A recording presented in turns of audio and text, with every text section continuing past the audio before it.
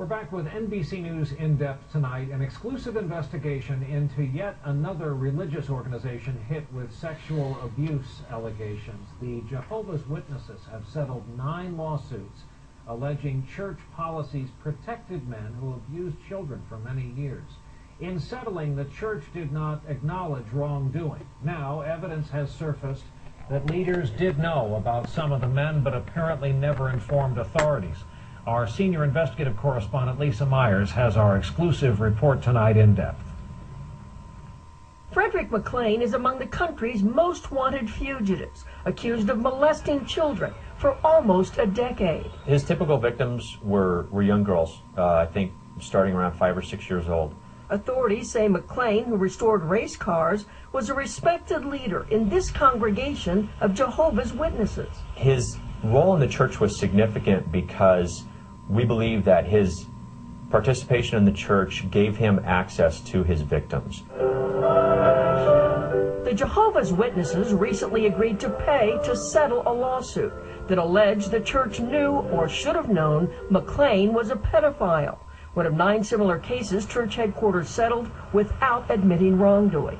But internal church records now coming to light in those lawsuits show that the church knew for years that some prominent members were sexually abusing children and did little. Example, James Henderson.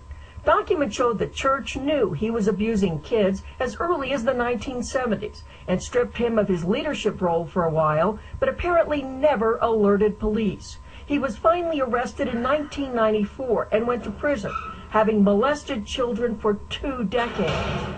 Another church leader, Alvin Hurd, confessed to the church in 1981 that he'd abused 3 children, ages 5, 9, and 11. His local congregation kicked him out and alerted church headquarters. But again, the church apparently never notified police. Hurd, now in prison, admits he molested other children until 2003.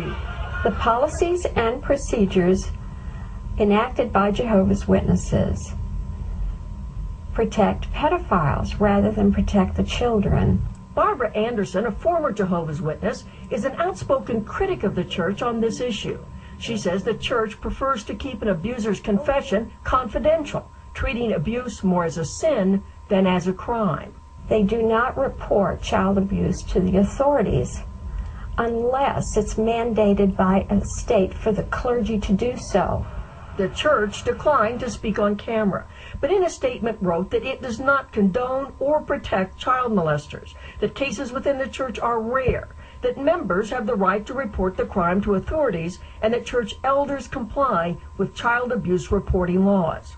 But not all states require clergy to report child sexual abuse. That means some abusers get caught only if victims finally come forward, like Frederick McLean's accusers, who now want this alleged molester taken off the streets. Lisa Myers, NBC News, Washington. We're back with NBC News and